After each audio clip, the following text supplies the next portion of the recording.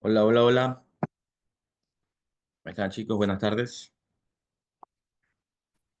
Buenas tardes, ingeniero. ¿Cómo estamos? Buenas Ya, listo. tardes. ¿Cómo está? Buenas tardes, Alfonso. ¿Ya están listos para el fin de año? No, todavía no asimilo que se acaba el año. Saliendo de Está la igual. terapia. Y para colmo, clases. ¡Uy, qué emoción! Que mañana también hay clases. Mañana también hay clases. De 10 No, pero a... De 8 a que 10. mañana, bueno, sí, sí, sí, calla, calla. Era no hay clase. De aquí regresamos el 6 de enero, creo. Sí, ya con el profesor Harold. O sea, básicamente, acuérdense que yo, bueno, un día no les pude dar clase por un tema personal. Entonces, lo que estamos haciendo ahorita es recuperando. Pero bueno, igual yo creo que ya está grabando. Sí, a ver. Hasta el día viernes de la semana pasada, que tuvimos el último día de clases, ya se terminó lo que tiene que ver, todo lo que tiene que ver con calidad de software. ¿Ya? Es más, terminamos con un artículo científico que se los puse ahí, se los puse el, se los puse en el campus virtual para que hagan la lectura, ¿verdad? Y ahí en teoría ya terminábamos la materia.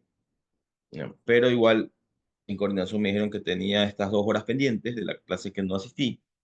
Entonces yo dije, bueno, está bien, con eso ya, para completar, es más, en clase sí lo dije, porque íbamos a tener un día, íbamos a tener 4 horas de clase, pero en coordinación me dijeron que no, 4 horas era mucha clase para que un grupo de chicos lo vea por internet, no, pedagógicamente no se iba a dar, o sea, no iban a ver ustedes 4 horas sentados en su casa viendo una clase. Entonces, y tiene razón.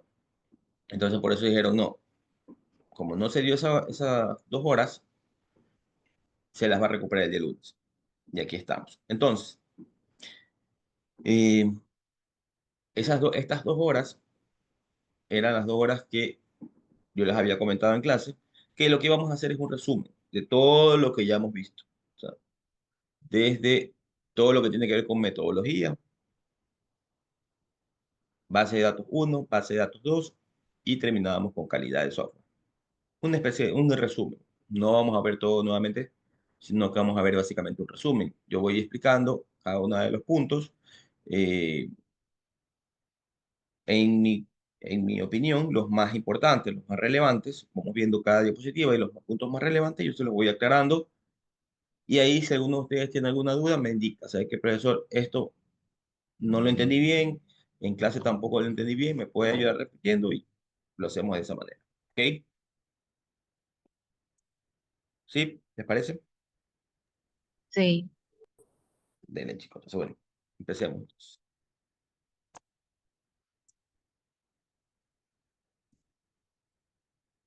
Aunque ustedes no me creen que estaba dormido ahorita. Hoy no tuve clase, no tuve trabajo en la otra universidad.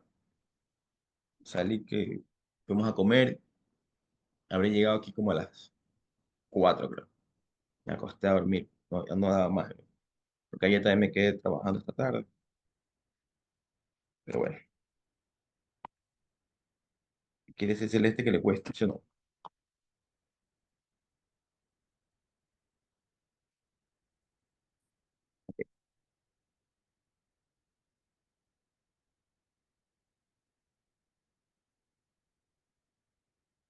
Listo.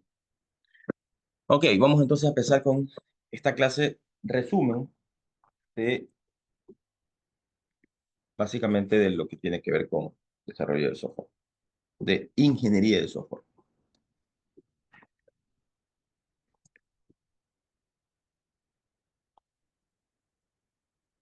¿Listo?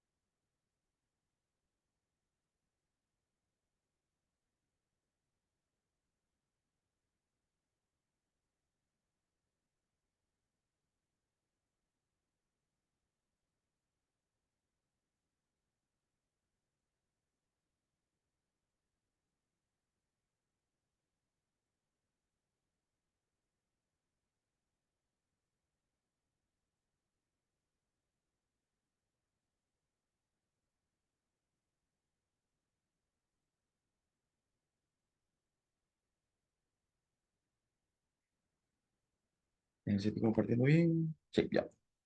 Ok, listo. Entonces vamos a empezar con un resumen de todos los datos que hemos visto, ¿verdad?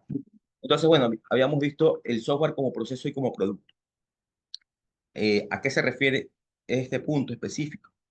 ¿Ya? Entonces, bueno, primero que el software como producto se refiere básicamente a todos los programas y aplicaciones o sistemas que están diseñados para resolver problemas y satisfacer necesidades específicas de un usuario.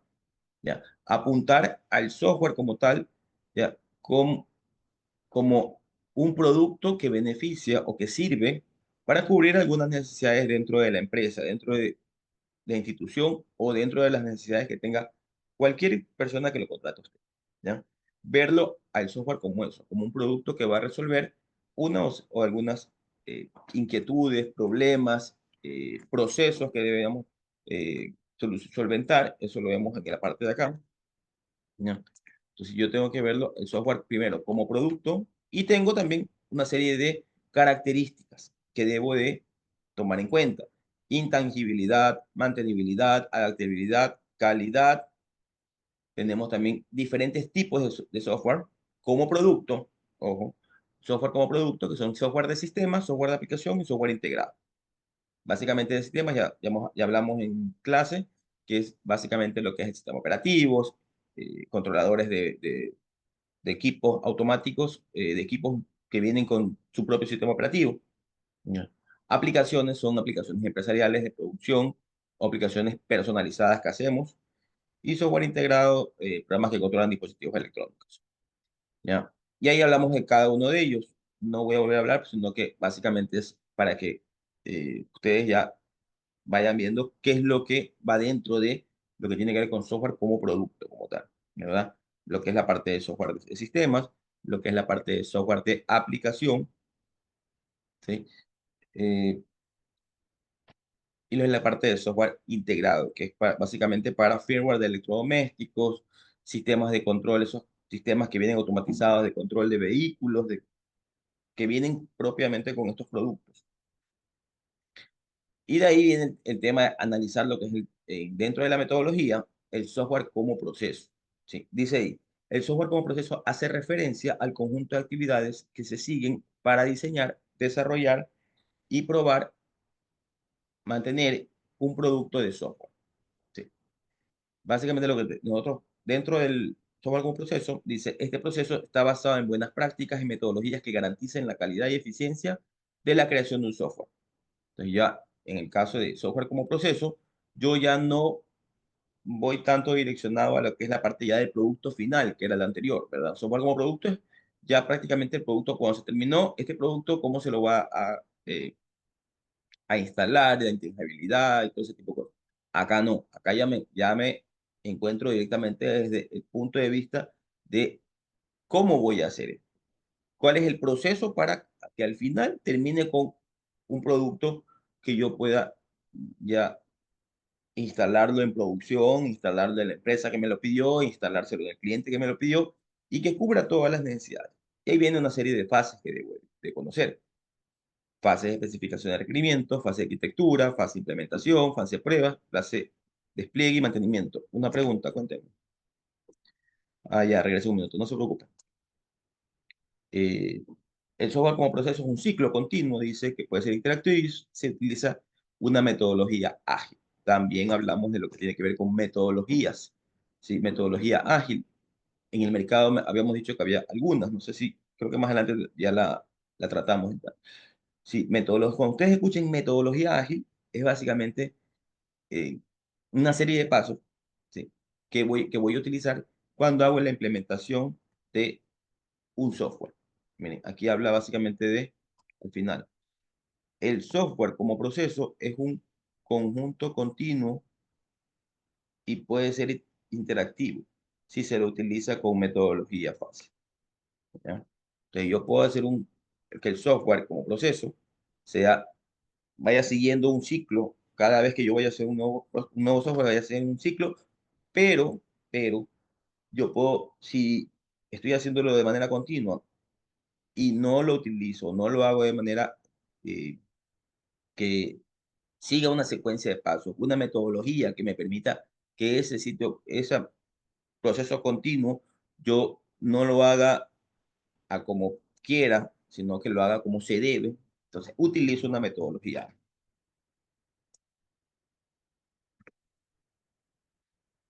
¿Ya? Digamos. Bueno, y viene la parte de ingeniería de requerimientos. Esto no voy a, no voy a ahondar mucho porque eh, en cuanto a lo que son conceptos, sí, sí voy a hablar sobre lo que tiene que ver con qué tipos de requerimientos, por ejemplo, tenemos. Tenemos requerimientos funcionales y requerimientos no funcionales. Ese tema sí hablamos en clase, en donde decíamos que los funcionales describen lo que el sistema debe hacer. Por ejemplo, el sistema debe permitir al usuario registrar una nueva cuenta. ¿Ya? El sistema le permite al usuario registrar una nueva cuenta contable, por ejemplo. Eso es algo, un proceso funcional que, eh, que en este caso le permite al usuario obtener o realizar alguna función dentro de el proceso como tal. En este caso, por ejemplo, que el usuario debe registrar una cuenta. Eso viene parte de, al momento que hicieron el levantamiento de requerimientos, cuando dijeron, ah, ya, vamos a hacer también la parte contable. La parte contable eh, tiene que hacer las cuentas, los balances, pero y al momento de hacer la cuenta tengo que permitir subir las cuentas de la empresa, el, el estado de cuenta, y también permitirme registrar nuevas cuentas. Es que si yo probablemente subo, si estoy en una empresa nueva que va creciendo, lo que hago es que cojo el estado de cuenta de la general, que a veces creo que en la supercompañía generan un estado de cuenta básico, y eso de ahí lo subo al sistema. Pero obviamente mi empresa va a ir creciendo, va a ir, quiero crear una cuenta para, no sé, proveedores, eh, proveedores provinciales. ¿Ya? Y solamente tengo una cuenta de proveedores nada más. Ahí va, todos los valores van a esa cuenta. Pero de repente el contador dice, no, yo no quiero tener una sola cuenta de proveedores, sino quiero tener una cuenta de proveedores, pero que sean fuera de Guayaquil. O proveedores solo de Guayaquil y proveedores de provincia. Entonces, creo dos cuentas, así. ¿Por qué? Porque voy haciendo la parte funcional. Y en cuanto a requerimientos no funcionales, describen cómo deben comportarse el sistema. Incluye aspectos como rendimiento, seguridad, escalabilidad y la facilidad de uso. Ya, sigamos, porque hay muchos temas que se han visto y quiero hacer un proceso, una explicación como que rápida de esto, ¿ya? Y ahí, si ustedes en algún momento hay algún tema que no lo entendieron, me escriben y lo puedo explicar rápidamente también así. Pero si no, ya les toca nomás ir a ver las clases cuando se trató de esos temas, ¿ya? Bueno, fases de la ingeniería de requerimientos, licitación, análisis de requerimientos, especificación de requerimientos, validación, verificación y gestión de requisitos. Técnicas de licitación, cómo yo puedo obtener información, entrevistas, cuestionarios, prototipos, observación, etcétera. Y ahí viene lenguaje unificado de modelado, que con sus siglas en inglés era UML. Dice que es un lenguaje de modelado estándar que se usa para visualizar, especificar, construir y documentar los componentes del sistema de software. Entonces, ojo, nosotros podemos tranquilamente, si estamos haciendo un software, omitir esta parte hasta si ustedes quieren, pero no es lo recomendado. En clase se habló, inclusive vimos algunos ejemplos. Cuando utilizamos UML, ¿sí? Tenemos algunos diagramas que nos permiten a nosotros identificar desde el inicio cosas que yo puedo utilizarlo posteriormente, cosas que van saliendo. Si yo, como les decía, yo estoy programador y estoy pensando en programar, pero no estoy pensando en hacer un verdadero análisis de cada uno de los requerimientos, no que ya me dijeron, hace un programa y yo ya estoy pensando, ya, en la pantalla de login, pero no estoy pensando de que al momento de hacer el requerimiento me dicen, sí, pero solamente deberían de poder ingresar, no sé, si supongamos que están haciendo un programa con una aplicación móvil. Sí, sí, pero a la aplicación web solamente van a poder ingresar los que tienen el perfil, qué sé yo, de web. Solamente los que tienen el perfil móvil solamente pueden ingresar a la aplicación móvil. Pero eso no lo tenía yo contemplado. ¿Por qué? Porque no lo plasmé capaz en unos diagramas.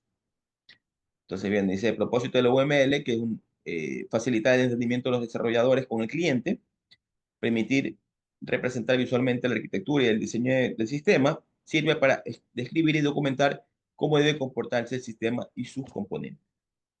Y ahí nos narra algunos de los diagramas que tiene el UML y se lo puede implementar.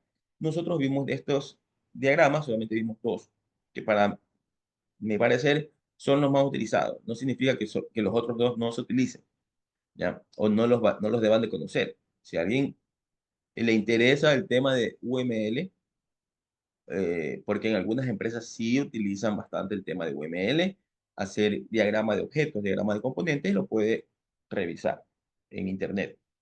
Nosotros explicamos solamente diagrama de clases y diagrama de casos de uso. Diagrama de clases muestra las clases de sus sistemas y su relación. ¿Por qué? Porque en el diagrama de clases yo ya puedo ir analizando cada una de las clases que voy teniendo y esas clases posteriormente se me van a convertir probablemente en una tabla dentro de mi modelo de entidad-relación. ¿Sí? Y las relaciones, ya, esta tabla tiene relación de uno a uno, otra tabla tiene relación de muchos a muchos. Aquí hay un problema. Aquí tengo una relación de muchos a muchos, no es recomendable que exista ese tipo de relaciones, la rompo con una tabla, perdón, la rompo ese tipo de relaciones con una tabla intermedia, pero me doy cuenta desde el inicio, con este tipo de diagramas de clases de clase. Diagramas de caso de uso, en cambio, lo que me va a decir es, ok, ¿cuáles son los actores que van a intervenir en tu sistema? ¿Ya? ¿Y cuáles son los procesos que van a manejar estos actores con respecto al sistema? Pero también tenemos diagramas de secuencia, diagramas de actividades, diagramas de estado, que también se saben utilizar bastante. ¿Ya? Pero, como les digo, eso ya es, si a usted le interesa, en Internet vamos a poder encontrar bastante. Diagramas de caso de uso. Bueno, aquí tampoco no voy a, no voy a explayarme mucho, porque ya se explicó en clase.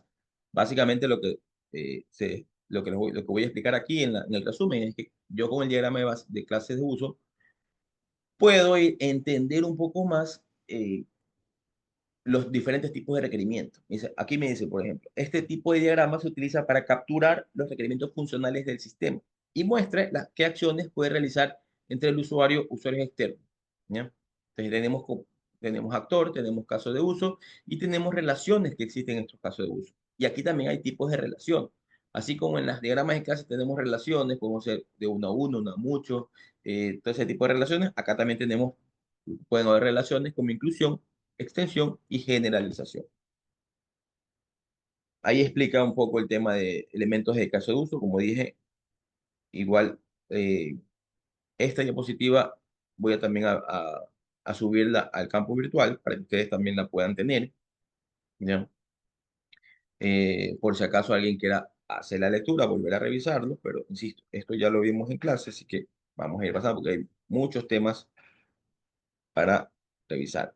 Entonces, casos de uso, entonces sistema, y ahí comienzan a hablar un poco de relaciones, que también se lo habló en clase, cada una de las relaciones, en este caso asociación, inclusión, extensión, herencia, subsistema, e inclusive también hicimos un ejemplo, ¿verdad? Este aquí era un ejemplo de una reserva de hotel, y ahí hicimos un ejemplo de un sistema para compra de videojuegos.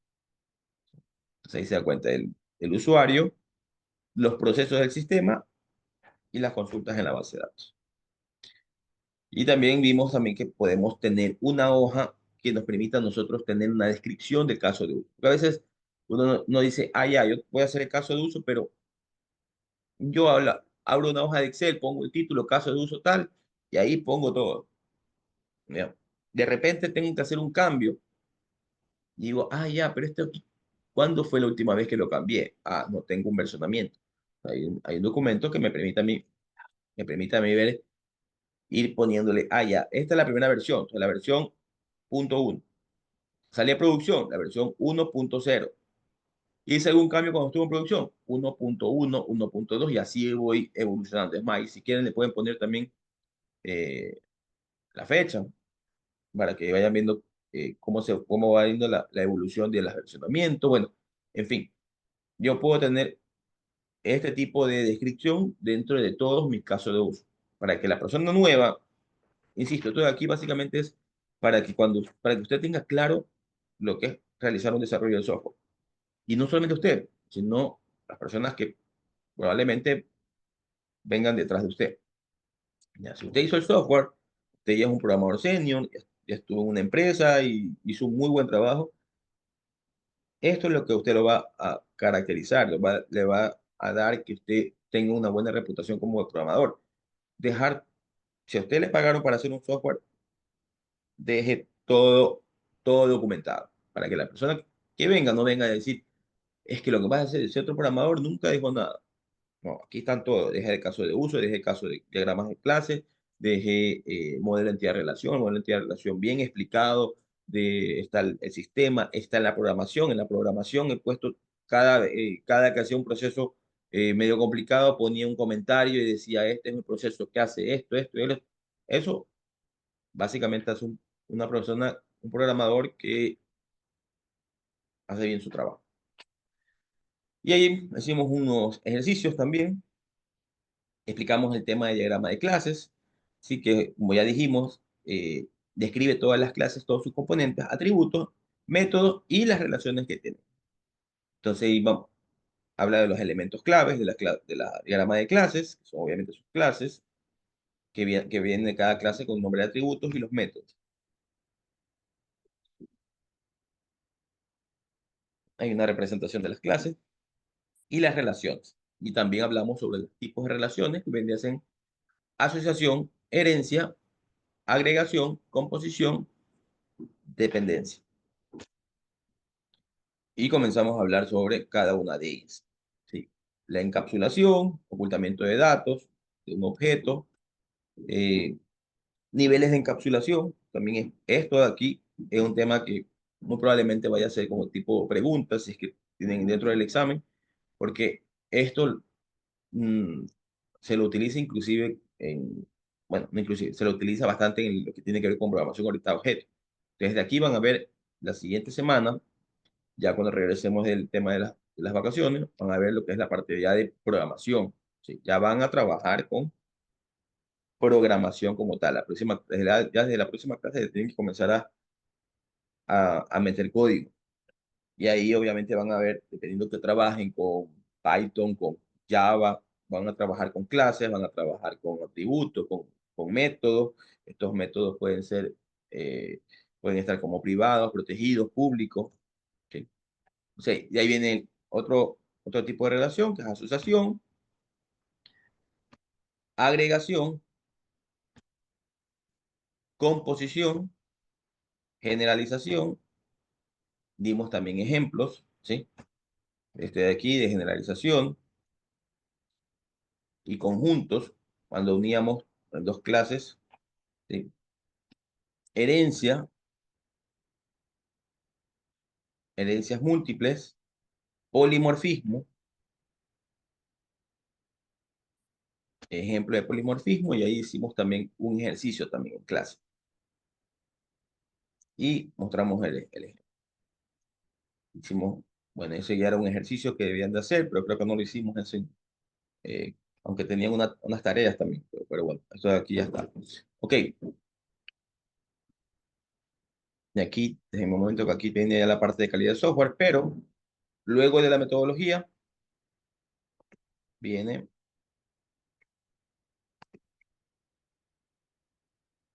base de datos.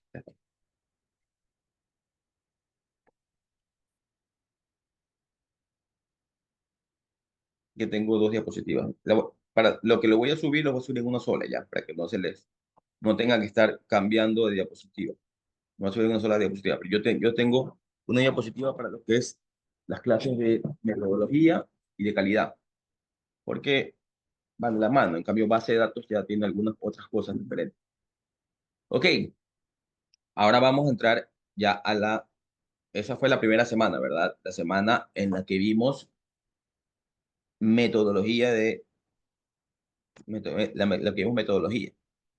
La siguiente semana vimos base de datos uno, ¿sí? Entonces, dentro de base de datos uno habíamos hablado de introducción a base de datos. ¿Qué es una base de datos? ¿Sí? ¿Qué es un sistema de gestión de base de datos? ¿Cuál es su propósito? ¿Cuál es el propósito de una base de datos? ¿Por qué por qué debemos utilizar una base de datos cuando estamos programando? ¿Ya? Las bases de datos son fundamentales para el manejo de grandes volúmenes de datos en aplicaciones modernas. Algunos beneficios claves incluyen organización eficiente, minimización de redundancia, facilidad para realizar consultas, integridad y seguridad de datos, escalabilidad. ¿Ya? Son algunos de los factores claves o beneficios para pues, el del por qué debemos utilizar una base de datos. Componentes principales de una base de datos, obviamente, una base de datos, necesitamos datos. Esquema, ya habíamos hablado también de esquema. ¿Qué es un esquema? Mostramos inclusive, me acuerdo tanto que abrí un MySQL,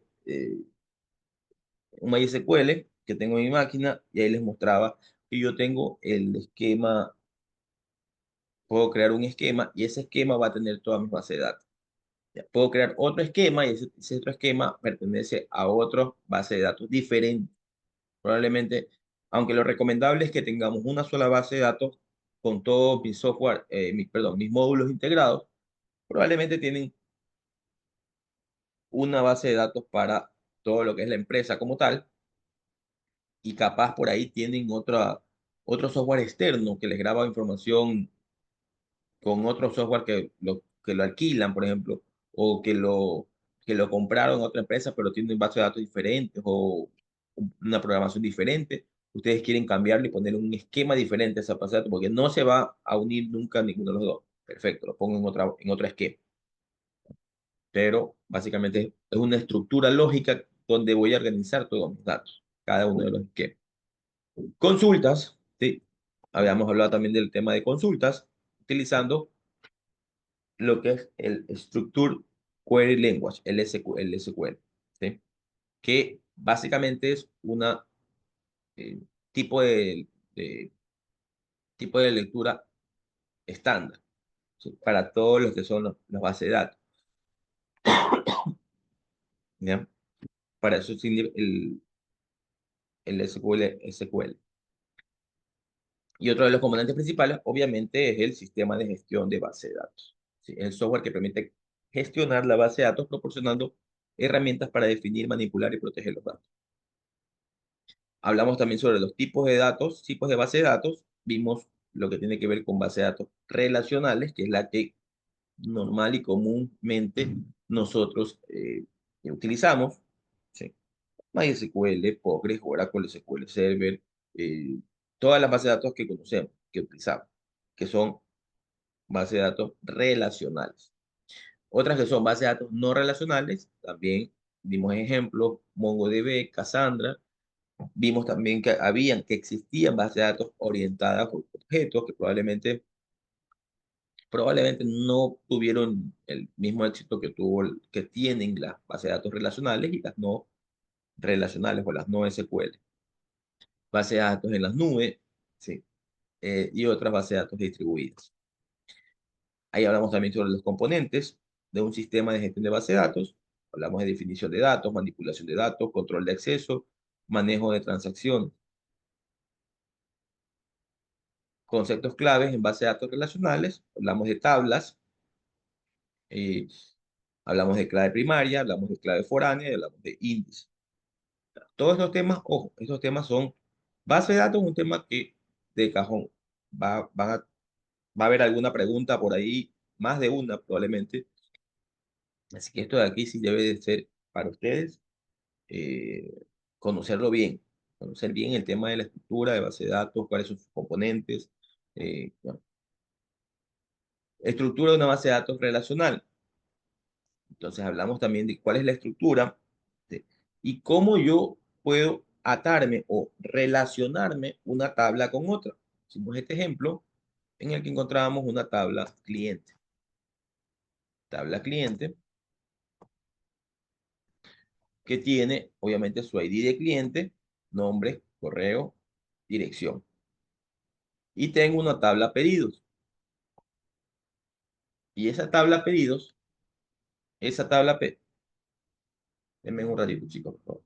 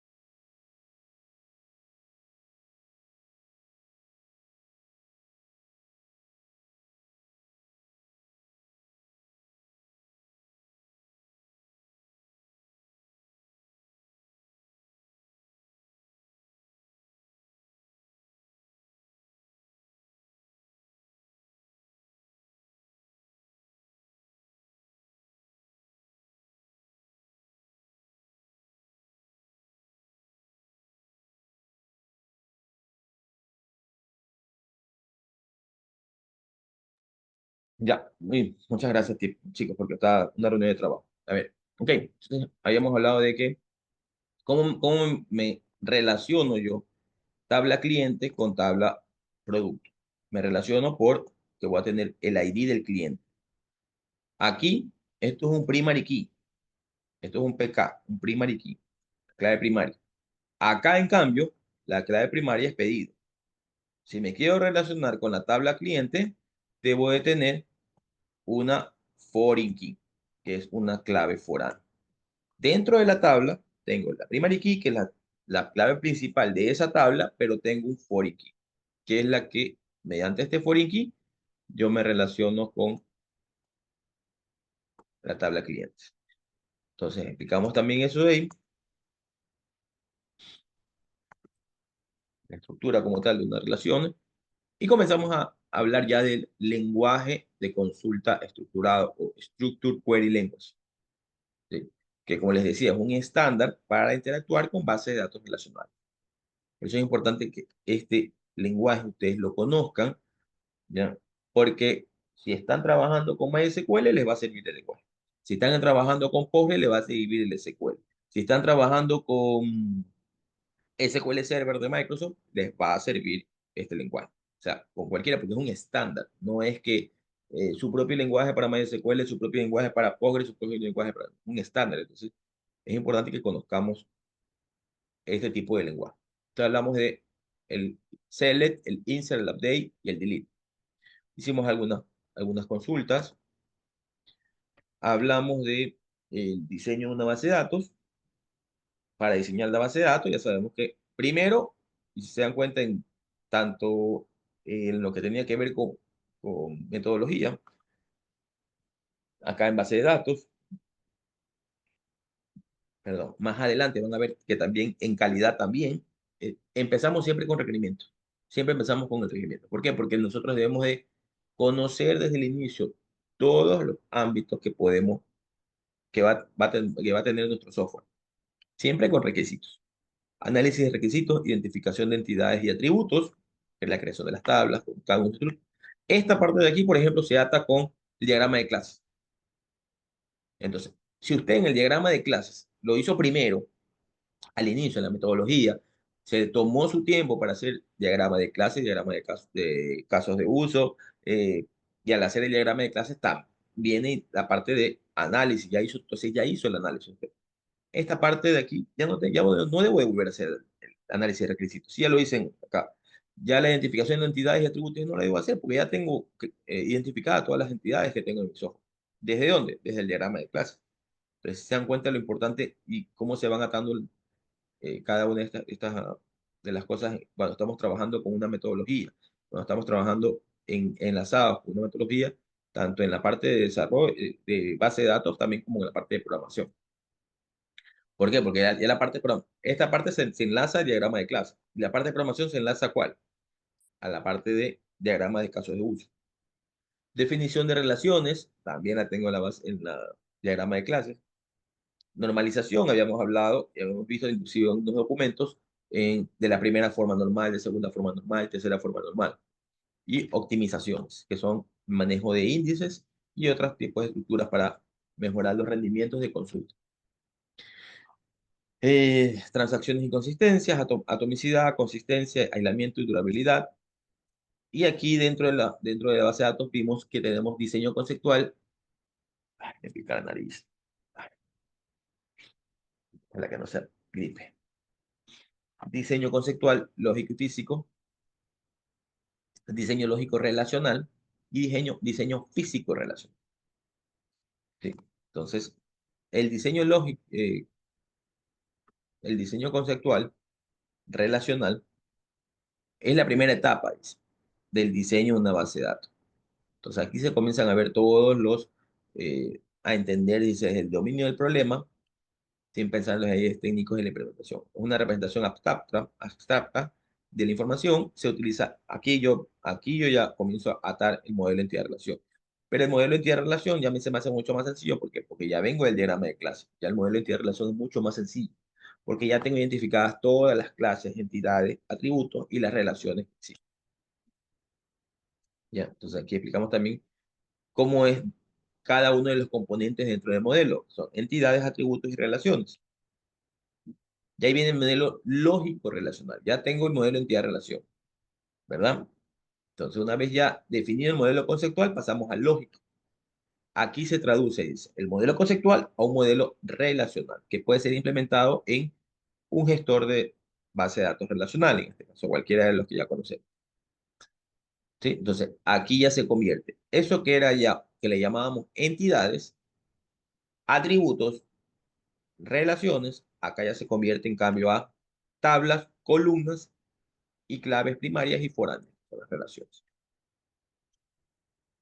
Principales decisiones en el diseño lógico: conversión de entidades de tablas, conversión de relaciones de tablas, normalización. Hablamos de la normalización, vimos un documento donde hacía un ejercicio completo, cómo iba segregando una tabla completa y la iba partiendo y haciendo cada una de las formas normales. Esto de aquí está en el campus virtual. Si usted quiera saber un poco más, va y revisa el documento y ve cómo se va enlazando, se va creando cada una de las formas normales. La primera forma normal, la segunda forma normal y la tercera forma normal. Eso no lo vamos a volver a explicar porque ya se explicó en clase. Igual ahí había un documento, miren cómo se iba haciendo. La primera forma normal, tengo la asignatura, convierto en alumno, asignatura, creo una tabla catálogo asignatura, con un código. Segunda forma normal, tercera forma normal, cómo quedaría con la normalización. De ser una sola tabla, creamos, en este caso, 4 tablas. Diseño lógico relacional, un ejercicio, normalización, y vamos al diseño físico relacional. Ya vimos el diseño conceptual, diseño lógico, ahora vamos al diseño físico relacional. Trata de cómo la base de datos almacenará los datos físicamente en el disco, considerando aspectos como el rendimiento, la eficiencia y la capacidad de almacenamiento. En contraste al diseño lógico, se centra en la estructura lógica de los datos, tablas, columnas, relaciones. Entonces, el físico ya es dónde lo voy a guardar y cómo puedo hacer para que, como yo cree mi tabla, el rendimiento sea mucho más eficiente. Hablamos también de que yo puedo tener, índices, organización de almacenamiento, particiones. Yo si tengo una tabla que es muy grande, yo puedo,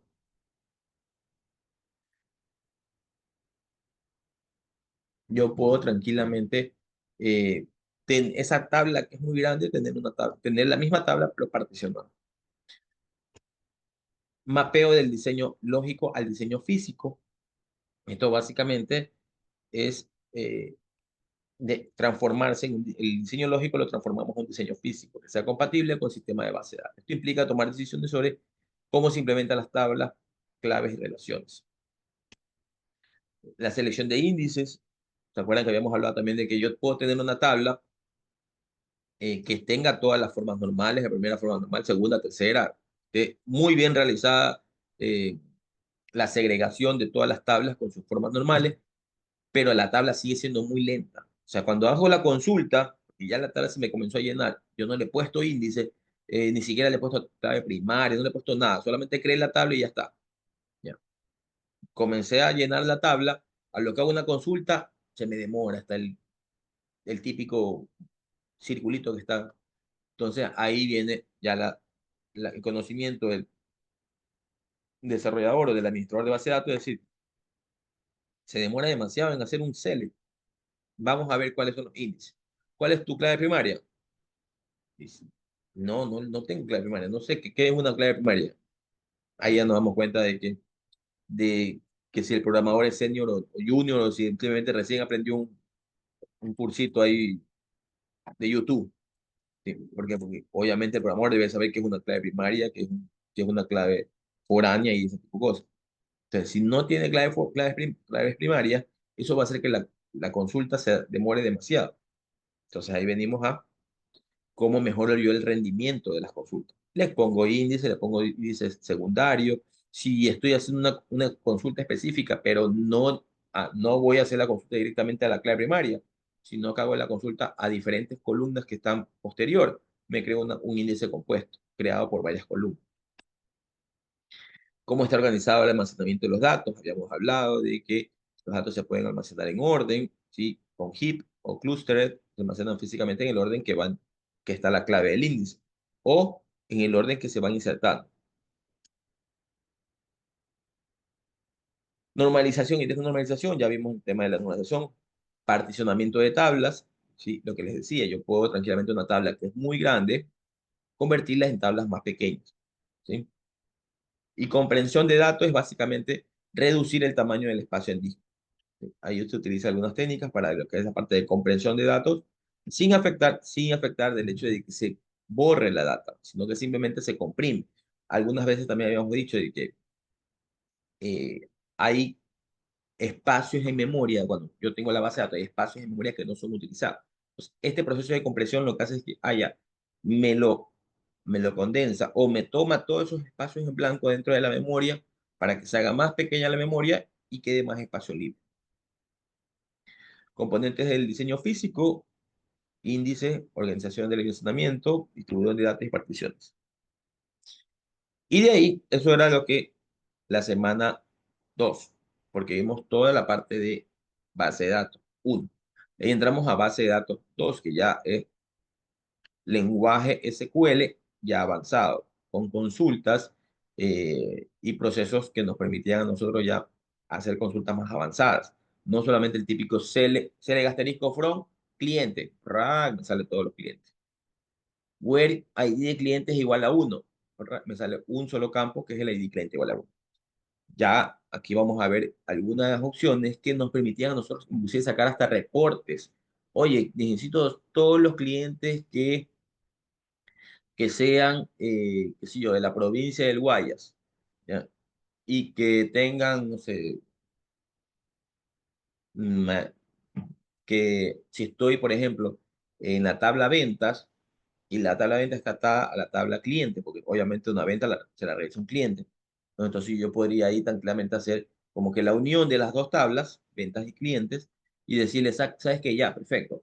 Queremos hacer un sorteo con todos los clientes que nos han comprado en el año más de 10 veces. Sácame un reporte ahorita en las ventas, átate a cliente, ¿ya? Para que tú hagas un select en el que me muestras a mí todos los clientes que han tenido ventas por mayores que 10 ventas más, 10 ventas en el año. Entonces nos toca a nosotros coger. Eso de ahí no está en el sistema.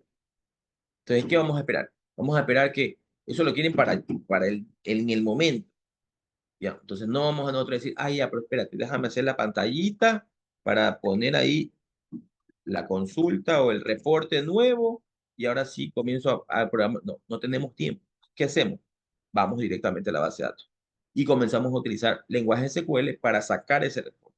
Entonces, ahí, ¿qué tocaría hacer? Tocaría hacer un select count de qué? Haciendo un conteo de todas las ventas, ¿ya? Pero eso de ahí tiene que estar atado probablemente con un inner join, si que lo quiero atar con un inner join, ¿ya? ¿Para qué? Para que la tabla de ventas vaya atada con la tabla de clientes. ¿Por qué? Porque yo necesito saber el nombre de los clientes que tienen del count mayor a 10. ¿Sí ven? Entonces, eso es lo que nos va a pasar realmente cuando estemos ya en el ámbito laboral. Entonces, bien, ahí venía la parte de SQL. Vimos que tenemos inclusive 3 tipos de lenguaje de definición. ¿Sí? SQL, que eran definición de datos, donde básicamente uno define, crea los objetos. Create de la tabla de la base, de create database, create table, alter table para modificar algo, drop table para eliminar. Sí, básicamente la definición de los objetos. Por eso se llama DDL, lenguaje de definición de datos. DML, lenguaje de manipulación de datos. Cuando hablamos de manipular los datos, es que la tabla ya está creada, es que la base de datos ya está creada, la tabla está creada. Dentro de la tabla tengo los datos, pues ahora los quiero manipular los datos que están dentro de la tabla. Entonces ahí utilizo select, insert, update, delete. Eso por eso se llama lenguaje de manipulación de datos. Lenguaje control de datos, TCL, permite establecer derechos de acceso de los usuarios sobre los distintos objetos de base de datos. Lo forman las instrucciones grant y revoke. Básicamente lo que se hace aquí es los permisos. Los permisos dentro de un objeto de la base de datos. Acuérdense que objeto de la base de datos es básicamente una tabla, una vista, ¿sí? Eso se lo conoce como objetos de una base de datos. Allá, consideraciones, yo puedo también poner comentarios, ¿sí? Si quiero un comentario con varias líneas, doy slash asterisco, escribo todo lo que tengo que escribir, enter, escribo, sigo escribiendo, enter, sigo escribiendo, y cómo cierro ese comentario con al revés. Si al inicio puse barra asterisco, al final pongo asterisco barra. Y ahí ya tengo comentariado con varias líneas. Y si es una sola línea, solamente pongo menos menos. Los tipos de datos, que aquí puse unos cuantos, hay más. Eso también, inclusive, si usted va a trabajar, les dicen, vamos a hacer un programa con Postgres y usted nunca ha trabajado con Postgres, pero yo sé el lenguaje SQL, así que no me interesa. Simplemente eso es ir al manual de Postgres y ver eh, qué tipo de datos tengo que sean relacionados a los que ya conozco, cuáles voy a utilizar. El create es el mismo, create el de la base de datos, y ya está. O sea, solamente yo sé programar y me dicen trabaja con MySQL. Ok, es simplemente por ahí algo que cambie, pero todos utilizan el lenguaje SQL, así que ahí viene, hablamos también de definiciones, ¿sí? Cómo hacer la definición de los esquemas, o sea, cómo creo una tabla, hago un create table, el nombre de la tabla, abro paréntesis y tengo el atributo y la definición, coma, voy al siguiente, el atributo 2 la definición 2 coma, el atributo n con la definición n, pues porque puedo poner diferentes tipos de cosas. Restricción de integridad, si este atributo es nulo o no nulo. ¿Sí? Si tengo un primary key. Entonces, todo ese tipo de cosas lo hago cuando defino básicamente el esquema en este caso, del objeto. Este objeto es una tabla, un table. Restricciones de integridad. ¿Ya? ¿Cuáles son de obligatoriedad? El que tenga null o no null. Ese es de obligatoriedad. Clave primaria, primary key, atributo 1, atributo 2, etc. Clave foránea, foreign key, atributo 1, referencia, la tabla con este atributo. Verificación de condiciones, yo puedo poner un check para que me diga, qué sé yo, perdón, qué sé yo, le digo, en esta tabla, ingrésame todos los clientes. Y como mi empresa es una discoteca, quiero curarme en sano, porque de aquí a mañana viene, no sé, la policía o quien regule las discotecas y me dice, ¿sabe qué? Usted ha dejado entrar a un menor de edad. Le decía un ratito, ok, perdón, un ratito. Yo en mi sistema tengo una verificación de condición, una condición, un check que me dice, en el sistema cuando yo a cada una de las nuevas personas que van entrando, yo le voy creando con la cédula en la mano, le creo cédula, nombre, apellido, fecha de nacimiento. Eso yo lo creo con la cédula en la mano. Es imposible que aquí haya entrado un menor de edad, porque hasta el sistema tiene una condición para que si es menor de edad, no me permita crear el usuario o el cliente en este caso. Entonces voy a la base de datos y veo que efectivamente la tabla tiene un check que me dice, check, qué sé yo, fecha de nacimiento o edad, si le creo automáticamente, edad debe ser mayor a 18 años, mayor o igual a 18.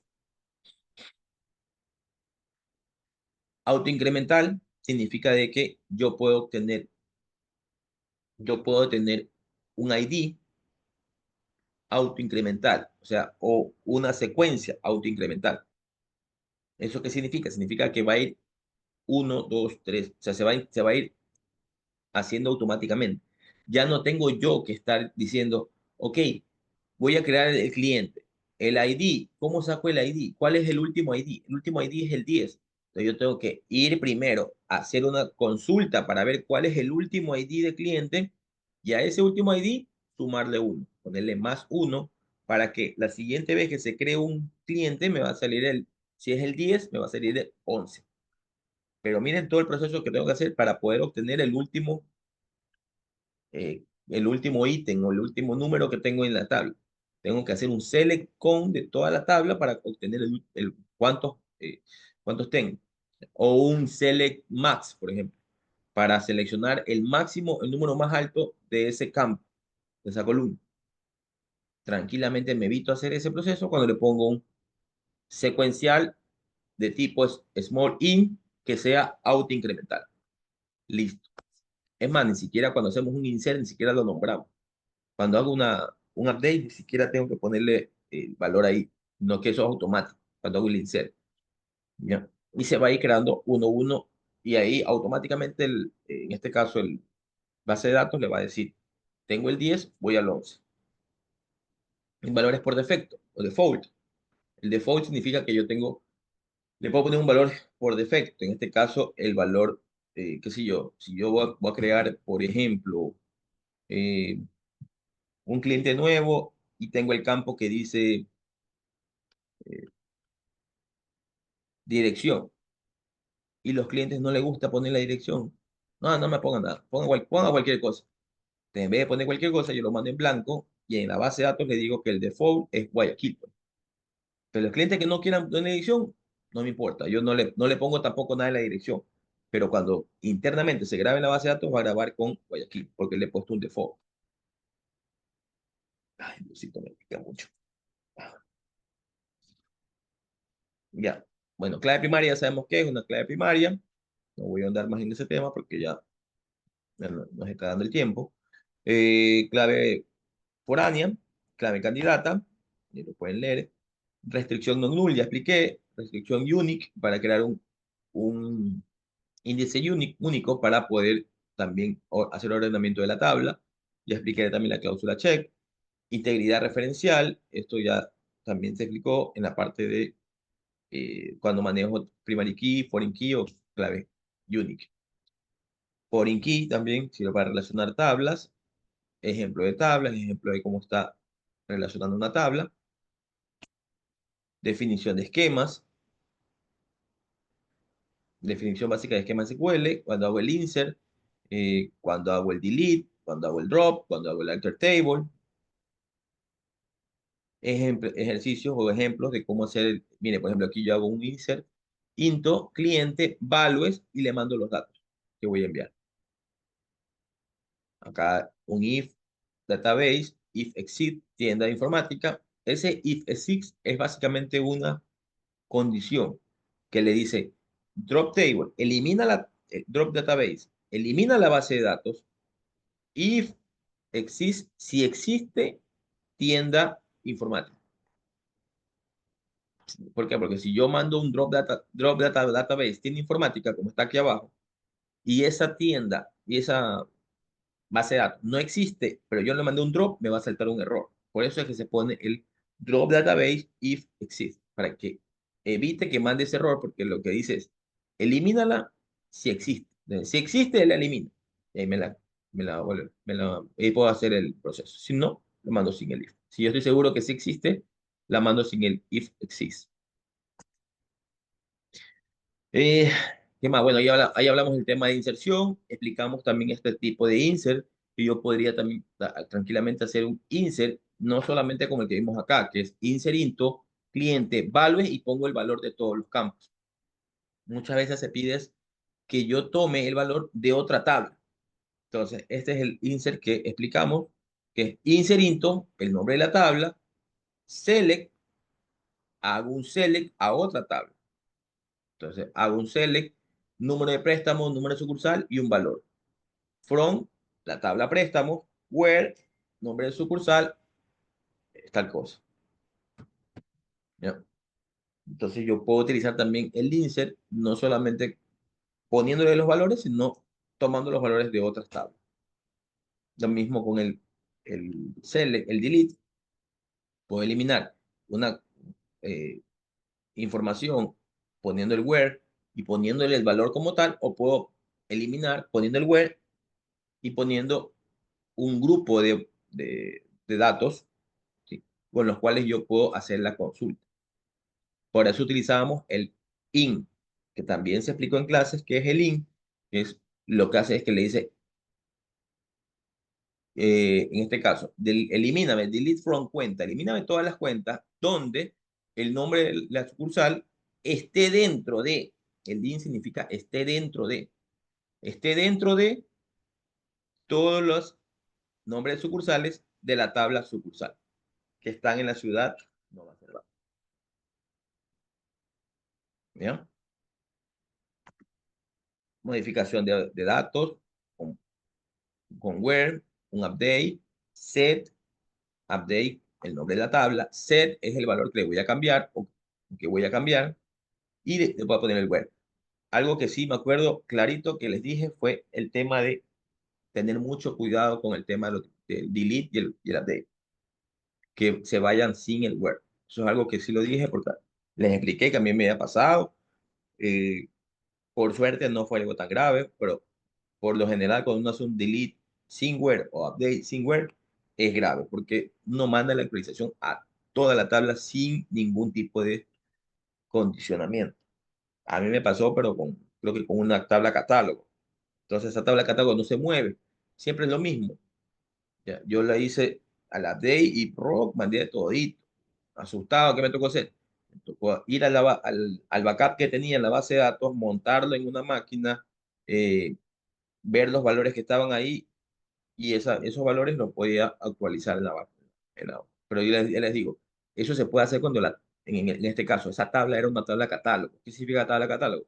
Que no movía su información. O sea, probablemente haya, digamos, eh, no sé, o sea, si estoy vendiendo algo, tipos de vehículos. Haya los vehículos a gasolina, diésel, ahora que son híbridos y todo, que no son muchos. ¿Ya? Y aparte de eso, no es que va a salir mañana, va a salir otro tipo de vehículos, pasado mañana sale otro tipo de vehículos. No, es una tabla que estaba ahí, tenía, me acuerdo, como 25, 30 registros y no era mucho. O sea, fue un poquito con suerte, pero no a muchas personas le ha pasado eso. Hay personas que han hecho un update, un delete de tablas transaccionales. Esas son las más complicadas cuando son tablas transaccionales. ¿Por qué? Porque son tablas que están día a día cambiando, día a día actualizando y ahí si haces eso, ¿cómo recuperas toda esa información que día a día ha ido cambiando? Sí, si tienes el backup del día anterior, pero ya, y todas las horas que pasó en el día, probablemente ya se hicieron ventas, se hicieron cambios, y eso ya no lo puedes volver atrás. Se aplicó el tema de la cláusula if, todas las opciones que teníamos, de la sentencia, la cláusula select, perdón. Ya. Habíamos hablado también del distinct, sí, el distinct era para si yo tenía, por ejemplo, una respuesta, me salía con muchos duplicados. Yo hago un select, qué sé yo, select asterisco o select nombre de sucursal, from préstamo, y me sale sucursal Guayaquil, Guayaquil, Guayaquil, Quito, Cuenca, Loja, Loja, Loja, Loja, Quito, Quito, acá Cuenca, después Manabí, entonces, perdón, Manta. Entonces, si no quería eso, entonces, ¿qué tenía que hacer? Tenía que poner un distinct. Al momento de poner distinct, ya no me va a salir Guayaquil, Guayaquil, Guayaquil, Quito, Quito, Cuenca, Cuenca, Cuenca. No, me va a salir Guayaquil, Quito, Cuenca, Loja, Manta, sin repetirse. ¿Por qué? Porque le ponemos distinct. Y esto me está haciendo el distinct, o sea, me muestra solamente los que son diferentes. Un poco más rápido porque ya se nos está acabando el tiempo. From, where, que son las from, donde tengo la tabla, where, o la consulta, eh, la operación de renombramiento para poner, ya, esto es el alias en cambio. Yo puedo ponerle un nombre específico con el que yo quiera mostrar una columna o una tabla, por ejemplo. Operaciones de renombramiento, ya con tablas, miren ahí yo puedo prestatario, as T. Y acá en el where solamente pongo T, ya no pongo toda la palabra prestatario, sino T, punto, y el campo que pertenece a T, en este caso prestatario. Operaciones con cadena, eso también vimos, es algo, como le dije en ese momento, bastante importante, porque si yo quiero buscar el nombre de un cliente, yo puedo decirle, oye, eh, mira, tengo este problema con este cliente, ¿cómo se llama? No me acuerdo cómo se llama. Yo me acuerdo que, eh, no sé, que el apellido era, no sé, Jiménez. Chuta, si tenemos 100 Jiménez, pero dime algo más específico. Ya, el nombre creo que era Juan. Ya, entonces, ahí yo puedo tranquilamente hacer un like, que es el que me permite a mí, con el carácter porcentaje, me permite a mí ir buscando dentro de un campo de, en este caso de carácter, cuáles tienen adentro de ese carácter, tiene por ejemplo Juan, porcentaje, Jiménez. Entonces me va a mostrar ya todos los que dentro de ese campo tengan la palabra Juan y la palabra Jiménez. Eh, ¿Qué más? Presentación de las tuplas, operaciones con conjunto. Yo puedo hacer un union, un exception, funciones. Ahí vimos el tema de las funciones. Yo puedo hacer, en vez de decíamos el count, si puedo hacer el conteo de todos los campos de una tabla. ¿Sí? Aquí, por ejemplo, aquí está haciendo obtener el número de una tabla. Entonces ahí, no, nombre sucursal, count, distinct, el nombre de cliente. Entonces yo le estoy diciendo, cuéntame todos los clientes, pero le pongo un distinct para que no me los duplique. Entonces, cuéntame todos los clientes. ¿Cuándo? ¿Qué va a contar? Cuando en la tabla impositor y en la tabla cuenta sean todos los que sean where, o sea, todos los que sean número de cuenta y número de cuenta iguales. Y los agrupo por número de sucursal porque aquí lo estoy poniendo sucursal. Cada vez que usted utiliza el count, debe de agruparlo por algún tipo de campos. Y ahí me va a mostrar lo que estoy solicitando. El having también para hacer búsqueda por grupos. Entonces me dice que aquí yo puedo tranquilamente aplicar un resultado, un conjunto de resultados a la fila. Miren, having count mayor a 1, mayor a 2. Subconsultas anidadas. ¿Sí? Todo esto de aquí vimos en clase, consultas anidadas, vistas. Yo puedo, si tengo cada vez y cuando tengo siempre las mismas consultas. Oye, sácame el reporte tal. Nuevamente a los 3 días. Oye, otra vez, sácame un reporte tal. Entonces, ¿qué te voy a hacer yo? O lo pongo ese reporte ya en el sistema o simplemente me creo una vista. ¿Ya? Porque, y esa vista le doy el acceso, por ejemplo, a mi programador junior. Cada vez que vienen acá, que yo estoy concentrado en otra cosa, me dicen, oye, necesitamos el reporte tal. Ya, dile a Pepito. Pero, ¿y no eres tú el que sacabas? No, dile a Pepito que Pepito ya le di el acceso. Pepito, mira, hazle una consulta a la vista y entrégale al señor.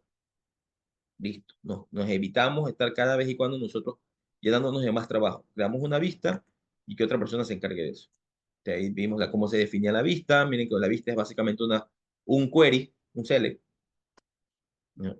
Y cada vez y cuando va a estar mostrando esa consulta actualizada. Hasta que nosotros hagamos ya, si vemos que es algo recurrente, ya debería estar en el sistema. Entonces, y ahí ya comenzamos a ver ya las inner join, left join y right join. Entonces, ¿cómo se utiliza el inner join? No lo voy a explicar porque primero porque no tenemos tiempo y segundo porque ya lo explicamos en clase, pero es básicamente para, en vez de utilizar lo que habíamos visto acá arriba, por ejemplo, aquí, por ejemplo, miren, aquí, quiero saber todos los clientes que tengan una cuenta, que tengan una cuenta como un préstamo. Entonces aquí, ¿qué se hace? Aquí esta query está utilizando from, prestatario y préstamo. Y un where y comienza a unir esto y esto, ¿ya? Y este select, en cuanto a rendimiento, se demora más que si yo tuviera esto de acá, por ejemplo, un inner join, ¿ya? Entonces, el inner join es mucho más rápido que hacer un select de varias tablas. Entonces, tenemos el inner join, el left join, el right join y el full outer join. Entonces, bueno, aquí hicimos, me acuerdo tanto, aquí también hicimos un ejercicio. Este sí sería bueno de que lo vean porque este nos ayudó bastante para explicar lo que es la parte de inner join, left join, right join y el full join inclusive. Porque con estas imágenes, miren, yo tengo, por ejemplo, IDs, tengo nombre, tengo especialización, en algunos casos no tengo coach, en algunos otros casos no tengo el project ID, no tengo el coach ID ni el coach ID. Entonces, ahí dependiendo de cómo yo voy a utilizar. Y tenemos esta tabla, que era una tabla de proyecto, ¿verdad? Entonces, ahí con esta tabla nos iba diciendo, con el inner join, este ejercicio, perdón, iba diciendo, con el inner join, tú vas a obtener esto. Con el left outer join, tú vas a tener esto, haciendo la unión con la tabla empleados proyectos. Con el right join, tú vas a obtener esto. O sea, no te va a mostrar el empleado ni la especialización, pero sí te voy a mostrar qué proyectos existen, ¿no? Y en cambio, el full outer join, que me dice, ok, yo cuando hay un espacio, te muestro el que no está, pero también te va a mostrar el que no está en la otra tabla. Y ahí terminábamos lo que es base de datos y vamos a ver rápidamente lo que es, en esta semana se vio que fue calidad del software. Esta semana vimos calidad del software. Calidad del software es, básicamente, se refiere al grado en el que el software cumple con los requisitos establecidos, tanto desde el punto de vista funcional como técnico, y en medida en que satisface las necesidades del usuario. ¿Ya? Entonces, habíamos visto de que teníamos dimensiones de software, funcionalidad, confiabilidad, usabilidad, eficiencia, mantenibilidad y portabilidad. ¿Por qué es importante la calidad del software? Eh, Porque dice, permite cumplir los requisitos no funcionales como la seguridad y la capacidad, tal como describen las características de la ISO 25010. Entonces, la medición de la calidad cuantifica en qué medida el software cumple con cada una de las características. Entonces, habíamos hablado también de la ISO 25010, que era básicamente una norma internacional que nos permitía a nosotros tener una certificación internacional que nosotros estamos cumpliendo con ciertos parámetros, ciertas características, ciertas normas, ¿sí? Al momento de desarrollar un software. Y entonces ahí hablamos también de que existen varios modelos de calidad. Bueno, y como hicimos también en lo que tiene que ver con UML, diagramas UML, que solamente escogimos como dos, que son casos de uso y clase. Acá también escogimos tres, que son el modelo ISO 25010, el modelo McCall y el modelo CMMI, me parece que. Entonces ahí hablamos de cada uno de ellos. Modelo ISO 25000, es un marco de evaluación de calidad, dividiendo las características del software en 8 áreas. Y ahí comenzamos a hablar a nivel general, qué es lo que hace la ISO, en qué se encarga, en qué se enfoca, perdón. Y entonces ahí hablamos de que se enfocaba en las características y en las subcaracterísticas. ¿Para qué? Para poder comenzar a hacer, eh, a cuantificar eso, porque cada una de las características tenía subcaracterísticas y estas subcaracterísticas yo podía ir evaluándolas. Y ahí vimos esta imagen que era básicamente las características de un producto y sus características que yo podía tranquilamente sacarle, qué sé yo, ciertas cosas en las que yo podía ir evaluando. Esto sí tiene, esto no tiene. Y al final yo saco una cuantificación de eso. Ahí viene el modelo McCall que desglosa la calidad en tres factores: operación del producto, revisión del producto y transición del producto. Ahí me decía los beneficios: el enfoque sistemático para evaluar la calidad, facilita la identificación de áreas de mejora, apoya la toma de decisiones en el desarrollo y mantenimiento, las limitaciones, la focalización limitada, no aborda aspectos modernos, enfoque inicial de software tradicional, aplicaciones modernas, evaluación de software crítico, se lo utilizaba bastante en lo que es el tema bancario, base de datos, modelos. Fue como que la base para poder crear modelos como la ISO 9126 y después la ISO 25010. Y ahí venía el modelo CMMI, que era un modelo que establecía el nivel de madurez de un desarrollo de software. Entonces ahí hablaba de el nivel de madurez, objetivos, beneficios, y ahí me decía si su proceso tiene procesos ad hoc caóticos, y tiene resultados que a veces ni siquiera sabe por qué se dan esos resultados, entonces usted está en un nivel de madurez 1 inicial. Y así él iba evaluando, ¿sí? Los beneficios. Y ahí lo último que hablábamos de calidad de software era básicamente las pruebas. Las pruebas de calidad de software. Que yo ya tengo listo mi celular, o sea, ya tengo listo mi software y yo ya quiero comenzar a hacer pruebas. Entonces me dice, ok, tú debes de tener algún tipo, algunas, dentro de este fase de proceso, algunas pruebas. Y estas pruebas son pruebas unitarias, que es básicamente las pruebas que nosotros vamos haciendo. Terminé de desarrollar un software, un módulo, perdón, un módulo y comienzo a hacer las pruebas. Yo mismo, las pruebas de ese módulo, esa parte en particular. Después, ya creé todos los módulos, ahora hago una prueba de integración, que todo funcione como un relojito, todos los módulos vayan integrados, funcionen. Ya después, una vez que termine eso, ya comienzo a hacer la prueba completa del sistema, pruebas de aceptación, que esta por lo general se realiza con el usuario final, pruebas de rendimiento, que nos permitían a nosotros evaluar la velocidad, capacidad de respuesta y la estabilidad del software bajo diferentes cargas de trabajo. Entonces, eh, aquí nos permitía a nosotros, yo debo hacer aquí las pruebas en cuanto a cómo funciona el software en función a todas las consultas, los queries que yo haga a la base de datos. Qué tan rápido son las respuestas, qué tan rápido es al momento de, si yo tengo que subir algún archivo, como al momento de subir archivos, se demora, le pongo guardar, qué tiempo se demora en guardar en la base de datos. Todo ese tipo de cosas las hago yo en pruebas de rendimiento. Y las pruebas de seguridad que garantizan que el software está protegido frente a vulnerabilidades y amenazas. Ya habíamos hablado también de que ahí nosotros utilizamos,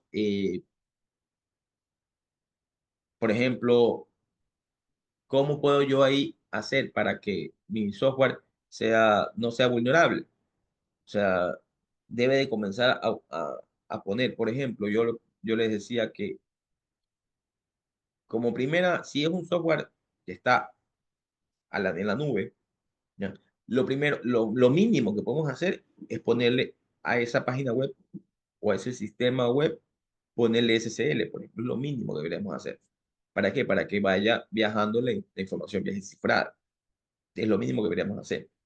¿Ya? Y ahí obviamente tenemos que seguir haciendo, por ejemplo, el tema de cómo evitar vulnerabilidades y amenazas, que por ejemplo manejemos un usuario de base de datos que no tenga todos los permisos de la base de datos, por ejemplo, y solamente tenga un permiso para lo que es lo que va a hacer específicamente, que es el software. ¿Ya? Y así un sinnúmero de cosas que yo puedo ir revisando y realizando pruebas de seguridad para evitar que mi sistema sea vulnerable. ¿Y qué más? Había el tema de los indicadores de calidad, los famosos KPI. Algunas de las métricas claves que se utilizan para medir la calidad son tasa de defectos, número de errores y defectos por unidad de software. O sea, yo comienzo a hacer pruebas y ¡pum! Se me cayó el sistema. Allá. ¿Cuándo se cayó? Cuando hago esto. Comienzo a ver, ya. Y no solamente ver eso, sino el número 3, tiempo medio de la reparación. O sea, ya, se cayó. ¿Pero por qué se cayó? Primero, ¿por qué se cayó? Porque hice esta opción, entonces quiere decir que aquí no estoy validando tal cosa. Ya. Ahora, ¿cómo hago cuánto tiempo me voy a demorar en corregir eso? Que eso no afecte al tema del usuario como tal. Cobertura de pruebas, porcentaje de código cubierto por pruebas automatizadas. Tasa de errores en producción. Todo esto de aquí ya está solucionado en producción o me siguen saliendo los errores en producción. O sea, yo saco, obviamente, si tengo errores en producción, saco los indicadores. Satisfacción del usuario final basada en encuestas y feedback de los usuarios. Bueno, ahí vienen algunas cosas como en cuanto a calidad de software, cuánto yo puedo tener unas buenas prácticas. ¿Cuáles son las buenas prácticas que yo puedo tener dentro del tema de calidad de software? Siempre, si yo voy como auditor, debo de ir a revisar el código. Sí, fomentar revisiones sistemáticas del código por parte de otros miembros del equipo para identificar errores tempranos. Integración continua y desarrollo continuo. Implementar procesos automáticos de prueba y despliegue para garantizar que el software siempre está en condiciones óptimas para ser liberado. Automatización de pruebas. Automatizar pruebas repetitivas para reducir la posibilidad de errores humanos y acelerar el proceso de validación. Y ahí viene el tema de la lectura que les mandé a realizar, que está en el campus virtual y que espero la gran mayoría la haya realizado. Bien, chicos, eso fue a grandes rasgos lo que se dio durante todo el curso. Conmigo, creo que si no hay ninguna duda, una pregunta, algo, espero que Bueno, espero que les vaya súper bien en su examen. Por favor, eh, repasen todo ese tipo de cosas. El siguiente nivel es bastante importante porque obviamente el examen es teórico práctico. El examen práctico es realizar una- un, un programita, un programa ahí en ese momento. Así que, por favor, chicos, el siguiente nivel, todos los niveles realmente, pero el siguiente es bastante importante. Todos realmente, desde el nivel anterior que vieron con el ingeniero Milán, este que lo vieron conmigo, porque de aquí también, tanto el ingeniero Milán como la mía van a salir algunas preguntas teóricas también por ahí. Así que, por favor, repasen y espero que les vaya súper bien en su examen. Sigo cuando les toque. De mi parte, espero que hayan pasado una feliz Navidad, espero que pasen un feliz año nuevo, en unión a su familia, que estén todos bien y conmigo hasta ahí. ¿Alguien quiere decir algo o nos retiramos? Profe, una consulta. Usted Sí, desde su dímelo. punto de vista, pero sincero, sincero, ¿el examen es difícil o, o no sé, regular? Yo le cuento que no he visto el teórico, ¿no? Porque cuando a mí me pusieron como bueno, supervisor del examen práctico. El examen práctico, por eso les decía, tienen que realizar un software ahí. Y desde cero, pues. O sea, entonces, y tienen que hacer la base de datos, y tienen que crear el usuario de la base de datos, y tienen que crear las consultas, los select, las consultas para. Entonces, eso yo lo vi. Yo el teórico no, ni siquiera estuve ahí. Así que el práctico le puedo hablar porque más o menos vi lo que hacían y era un software. Entonces debe de ser no complicado, pero por eso le digo, por eso les terminé diciendo mi clase que el siguiente curso es con el compañero Harold. Entonces sí me gustaría que- a ver, mi recomendación. Yo creo que el compañero Harold es un poco más estricto que yo, pero mi recomendación, la siguiente materia, vea, siéntese en su computadora y concéntrese. O sea, y hagan lo que va haciendo el docente. O sea, si el docente hace una pantalla de inicio, de ingreso, usted en ese momento también vaya haciendo. Es la única manera que ustedes puedan aprender. Si no le sale, el docente, hable con el docente para que el docente los pueda ir guiando. Pero si no hace eso y no todos, pero yo asumo que la mayoría aquí está con la cámara apagada y está probablemente recién saliendo del trabajo, probablemente.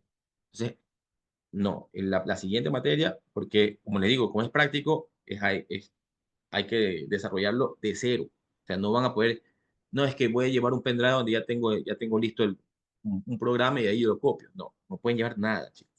Entonces, tienen que saber desde cero, desde poner el primer línea de código. Así que, mi recomendación, no sé, Pero el profesor Milán nos dijo que no, o sea, no haremos todo por completo. Nos darán avanzado algo y nosotros tendremos que poner en función, por ejemplo, los botones. O sea, nos dio un ejemplo, que si fuera una página de inicio y que si tienes que guardar, consultar, borrar información, tú tienes que hacer funcionar los cuatro botones. ya, un CRUD.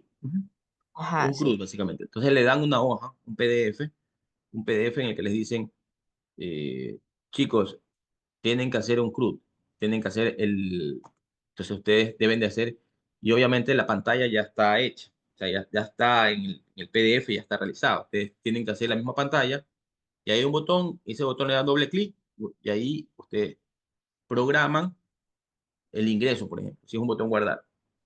Ya. Pero a lo que se refiere es que por lo menos yo no vi que les den, ya tomen, aquí están los archivos ya hechos, sino que les dicen, les muestran la imagen, ¿no? Ahí está la pantalla, en el PDF está la pantalla, esta pantalla tienen que hacer. Entonces, no sé si es en Java ustedes crean la pantalla, muestran aquí un campo y le ponen guardar. Entonces, ese campito, usted ingresa un dato, le ponen guardar, eso lo guarda en la base de datos. Entonces, nosotros como supervisores íbamos y decíamos, a ver, ejecuta el botón. Lo ejecutaba. Ya, ándate a la base de datos y quiero ver que en la base de datos esté guardado. ¿Está guardado? Sí. Y nosotros teníamos una hojita en la que decíamos, cumple esto, cumple lo otro. Ah, le dio clic y no guardó. Yo decía, ah, ya, ahí está ¿cómo se llama esto? Lo que es la parte donde le dice si es que funcionó, vale tanto. Si es que no funcionó, vale tanto. Si es que no hace absolutamente nada, vale tanto. Entonces uno ponía en las casillas, ¿no? Nosotros como supervisión lo que hacemos es que calificamos en función a lo que se ejecuta, no ejecuta o no hace nada. Pero bueno, ahorita mi recomendación es que la siguiente clase, que es la parte práctica, estén súper pilas, ¿ya? Listo, chicos, tengan un buen fin de año y un mejor inicio del siguiente año, ¿ya? Cuídense mucho. Gracias, ingeniero. Así en Basurto, cuídense, chao, chao. Cuídense, chicos, chao.